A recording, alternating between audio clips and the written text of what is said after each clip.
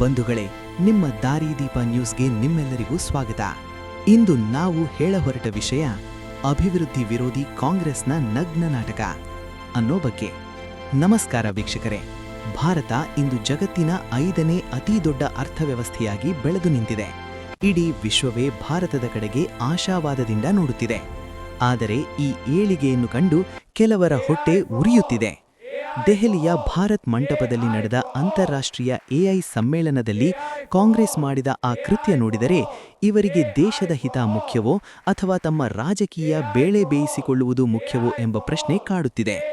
ಇಂದು ನಾವು ಈ ಅಭಿವೃದ್ಧಿ ವಿರೋಧಿ ಮನಸ್ಥಿತಿಯ ಮುಖವಾಡವನ್ನು ಕಳಚಲಿದ್ದೇವೆ. ಅಂತಾರಾಷ್ಟ್ರೀಯ ವೇದಿಕೆಯಲ್ಲಿ ಅಸಭ್ಯತೆಯ ಪರಮಾವಧಿ. ವಿಶ್ವದ ಮೂಲೆ ಮೂಲೆಯಿಂದ ವಿಜ್ಞಾನಿಗಳು, ಹೂಡಿಕೆದಾರರು ಬಂದಿದ್ದ ಸಭೆಗೆ ಅರೆ ಬೆತ್ತಲೆಯಾಗಿ ನುಗ್ಗುವುದು ಯಾವ ಸೀಮೆಯ ಪ್ರತಿಭಟನೆ?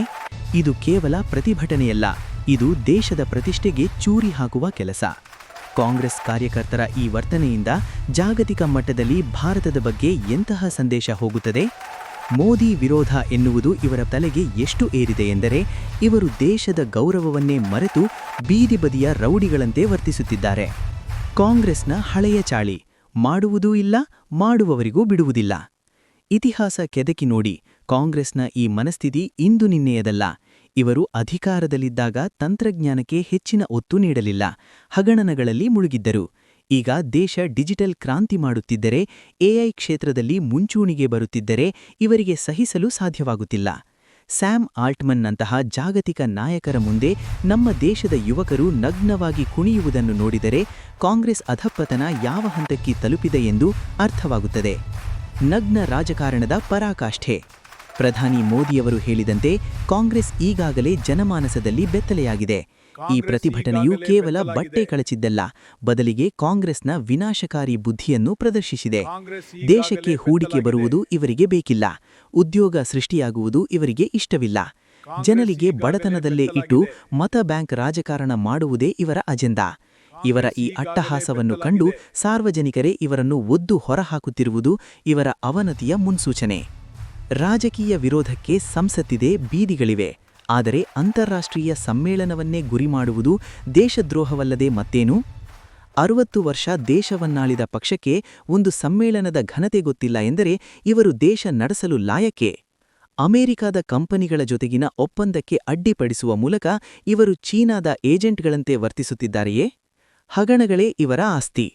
ಅಭಿವೃದ್ಧಿ ಬಗ್ಗೆ ಮಾತನಾಡುವ ಕಾಂಗ್ರೆಸ್ಗೆ ನೆನಪಿರಲಿ, ಇಡೀ ವಿಶ್ವದ ಮುಂದೆ ಭಾರತದ ತಲೆಯನ್ನು ತಗ್ಗಿಸಿದ್ದು ನಿಮ್ಮ ಹಗರಣಗಳು. 2G ಸ್ಪೆಕ್ಟ್ರಮ್ ಹಗರಣ, ತಂತ್ರಜ್ಞಾನದ ಹೆಸರಿನಲ್ಲಿ ಲಕ್ಷಾಂತರ ಕೋಟಿ ಲೂಟಿ ಹೊಡೆದವರು ಇವರು. ಕೋಲ್ಗೇಟ್, ಕಲ್ಲಿದ್ದಲು ಹಗರಣ, ದೇಶದ ನೈಸರ್ಗಿಕ ಸಂಪತ್ತನ್ನೇ ನುಂಗಿ ನೀರು ಕುಡಿದವರು ಇವರು. ಕಾಮನ್ವೆಲ್ತ್ ಗೇಮ್ಸ್ ಹಗರಣ, ಅಂತಾರಾಷ್ಟ್ರೀಯ ಕ್ರೀಡಾಕೂಟದಲ್ಲಿ ದೇಶದ ಮರ್ಯಾದೆಯನ್ನು ಹರಾಜು ಹಾಕಿದ ಇತಿಹಾಸ ಇವರದ್ದು. ಹೀಗೆ ಹಗರಣಗಳ ಸರಮಾಲೆಯನ್ನೇ ಹೊಂದಿರುವ ಇವರಿಗೆ ಇಂದು ಪಾರದರ್ಶಕವಾಗಿ ನಡೆಯುತ್ತಿರುವ ಎಐ ಸಮ್ಮೇಳನವನ್ನು ಜೀರ್ಣಿಸಿಕೊಳ್ಳಲು ಸಾಧ್ಯವೇ?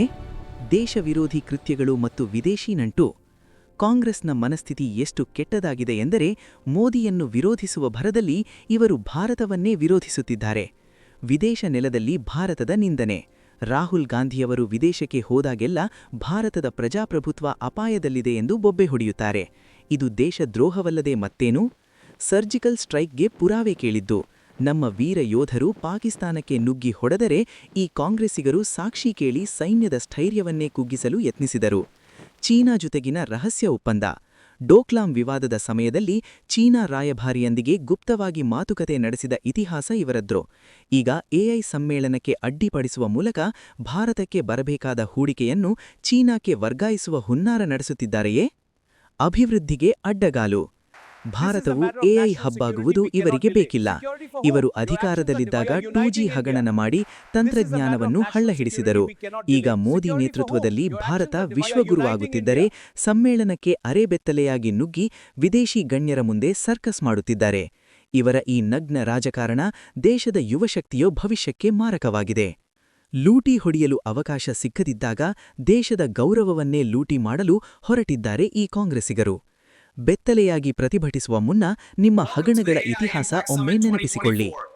ದೇಶ ಮೊದಲು ಎನ್ನುವವರಿಗೆ ಮೋದಿ ಬೇಕು, ಲೂಟಿ ಮೊದಲು ಎನ್ನುವವರಿಗೆ ಕಾಂಗ್ರೆಸ್ ಬೇಕು. ವೀಕ್ಷಕರೇ, ಅಭಿವೃದ್ಧಿಯ ಹಾದಿಯಲ್ಲಿರುವ ಭಾರತಕ್ಕೆ ಇಂತಹ ಗ್ರಹಣಗಳು ಬರುವುದು ಸಹಜ. ಆದರೆ ಇಂತಹ ಕೃತ್ಯಗಳನ್ನು ಸುಮ್ಮನೆ ಸಹಿಸಬಾರದು. ದೇಶದ ಮಾನ ಹರಾಜು ಹಾಕುವ ಇಂತಹ ರಾಜಕೀಯಕ್ಕೆ ನೀವೇನಂತೀರಿ? ಈ ಕಾಂಗ್ರೆಸ್ ಮನಸ್ಥಿತಿಯ ಬಗ್ಗೆ ನಿಮ್ಮ ಅಭಿಪ್ರಾಯವನ್ನು ತಪ್ಪದೇ ಕಾಮೆಂಟ್ ಮಾಡಿ. ಸತ್ಯವನ್ನು ಸಮಾಜಕ್ಕೆ ತಲುಪಿಸಲು ಈ ವಿಡಿಯೋವನ್ನು ಶೇರ್ ಮಾಡಿ, ಲೈಕ್ ಮಾಡಿ, ಸಬ್ಸ್ಕ್ರೈಬ್ ಆಗಿ, ನಿಮ್ಮ ಬಂಧು ಮಿತ್ರರಿಗೆ ಶೇರ್ ಮಾಡಿ. ಜೈ ಹಿಂದ್. ಧನ್ಯವಾದಗಳು.